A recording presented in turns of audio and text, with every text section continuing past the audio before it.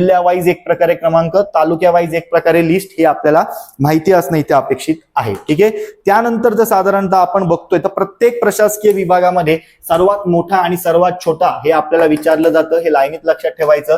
तर छत्रपती संभाजीनगर हा जर प्रशासकीय विभाग आपण बघितला तर त्याच्यामध्ये आपल्याला बीड आणि हिंगोली हे बघायला मिळतात. म्हणजे सर्वात मोठा कोण आहे तर एक प्रकारे आपल्याला बीड बघायला मिळतो आणि सर्वात लहान कोण आहे तर आपल्याला हिंगोली बघायला मिळतं.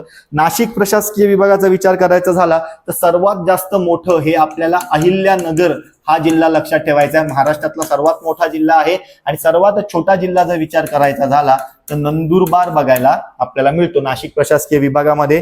त्यानंतर पुणे प्रशासकीय विभागाच्या बाबतीत सांगायचं झालं तर सर्वात मोठा जिल्हा हा पुणे आहे आणि सर्वात छोटा जिल्हा आपल्याला कोल्हापूर बघायला मिळतो क्षेत्रफळावाईज. नागपूरच्या बाबतीत जर बघतोय आपण तर नागपूरमध्ये सर्वात मोठा जो आपण प्रश्न विचारलाय तो म्हणजेच गडचिरोली हा सर्वात मोठा एक प्रकारे जिल्हा आहे. आणि दुसरा आपल्याला साधारणतः हिंगोली बघायला मिळतो. 3 नंबरला अमरावतीचा जर आपण विचार करतोय तर आपला सर्वात मोठा जिल्हा यवतमाळ आणि एक प्रकारे सर्वात छोटा जिल्हा वाशिम एक प्रकारे बघायला मिळतोय.